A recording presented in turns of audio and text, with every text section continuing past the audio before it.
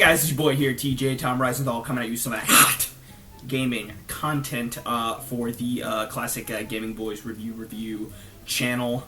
I'm here today to talk about a certain game that's in the news a lot. It's The Last of Us Part 2. Okay, so I've been playing The Last of Us Part 2 for the past couple of days, like many people. And like many people, I'm incredibly frustrated, disappointment, I feel betrayed by the latest woke piece of shit that Neil Druckmann and the folks at Naughty Dog, or should I call him Neil Fuckman, because he's like, when he made this, it was like he was fucking me in the ass. It was so bad. So it's essentially the video game version of Ruin Johnson's terrible film, The Last Jedi. It's like a woke sort of feminist, feminazi, fucking actual Nazi Marxist piece of trash.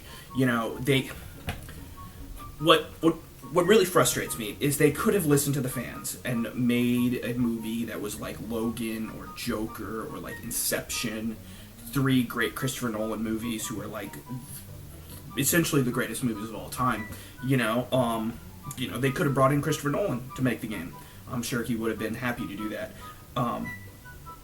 Or they just could have gone with what they did in the last game, which was already, the original Last of Us is the greatest piece of fiction ever, like full stop. And if you don't think that, you're stupid.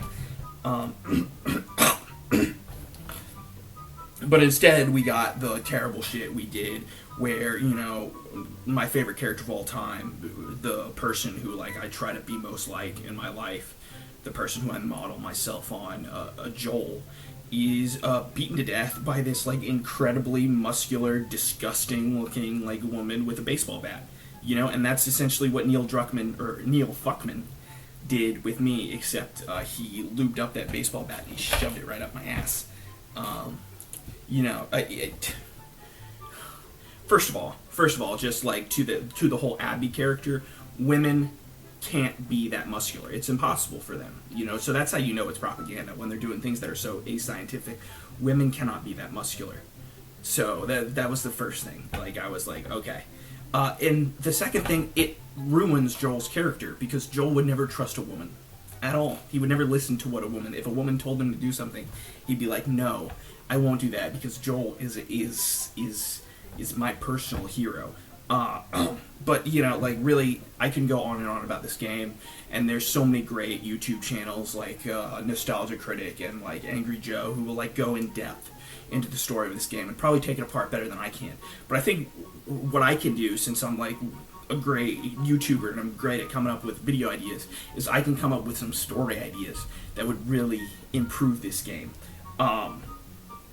So obviously Joel, in my version of The Last of Us 2, Joel is going to be the main character, obviously, because he's the man, and a story that doesn't have a man as the main character, I don't even know if you can call it a story, but that's just sort of my opinion. But so Ellie will be in this game. She will play a part in this game, and I know that lots of the gaming boys out there don't like her being a lesbian, because they don't like to be preached to. I actually disagree. I actually disagree with you gaming boys out there. I think that's great that she's a lesbian, and I actually want more of that. I want, her girlfriend's name is Dina. I think that's good. I think maybe we could just decrease the size of her nose just a little bit, but I think that's good. And I think we need more lesbian content. We need lots of sex scenes, just all throughout the game. Sex scenes, very graphic, very long, very in depth. I think the game should actually start out with the sex scene. I think that would be great. And all these sex scenes will, of course, be interactive.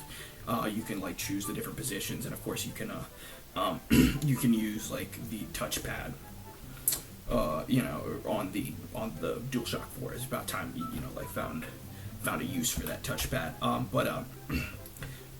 So sort of the game is black. So this is how it starts. Sony Interactive Entertainment, whatever, presents a Neil Fuckman game And then we sort of hear like moans and like Joel sort of grunting because Joel is in this sex scene too. And then it's like Ellie walking in and she sees Joel and Dina having sex and she's like, what? Why are you having sex with my stepdad? And of course, Joel is not related to Ellie, which is an important point. Joel's going to step back and you're sort of going to see his penis, which is of course very long, and he's going to say something like, Ellie, suck on that. She's going to be like, Joel, I don't want to do that. He's going to be like, do it, Ellie. Do it. So, that's just a really, that's immediately going to get, I think, most gamers, really, involved in the story.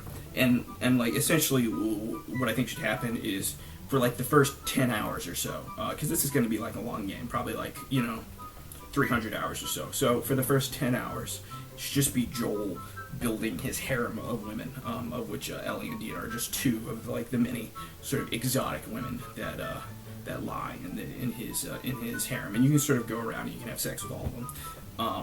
But what happens is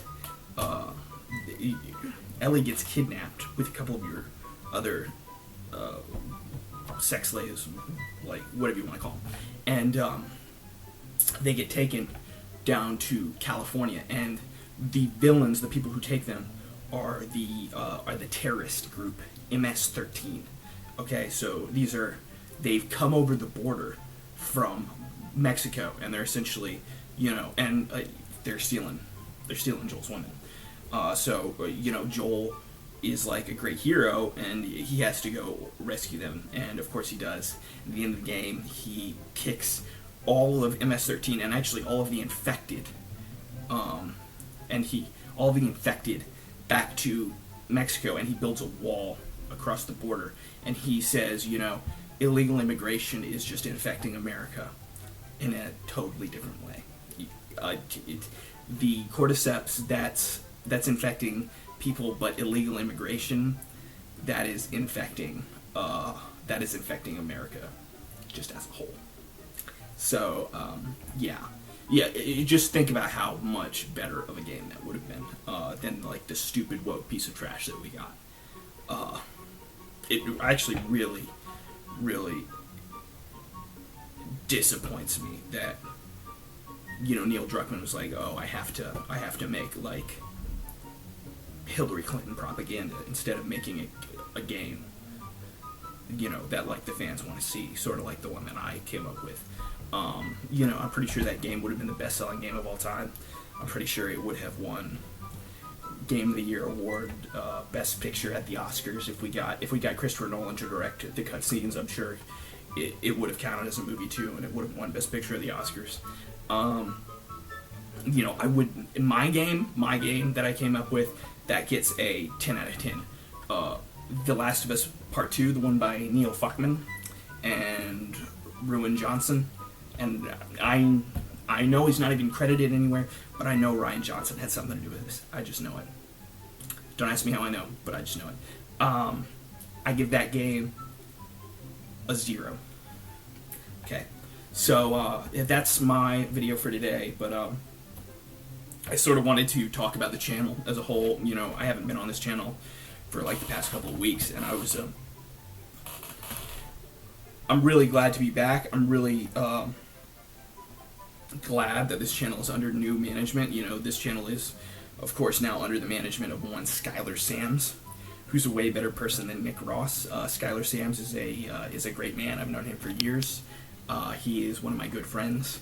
Skylar Sams, really just a truly upfront, upright sort of fella. Skylar Sams, and I'm not necessarily surprised that Nick failed in his legal proceedings. He did hire Rocky Calhoun, and that's what you get if you hire Rocky Calhoun. You get subpar legal service. And I'm just glad for Skylar. Hopefully, we'll have Skylar on the channel here soon to sort of talk about the places he's going. He's plans to go with his channel. I hear he's planning to give me more creative freedom, maybe entirely kick Nick Ross off of the channel. I think that's been a long time coming. Keep it tight, gaming boys out there. I'm gonna be coming with a new video every 3 times a day for the next year. So get ready.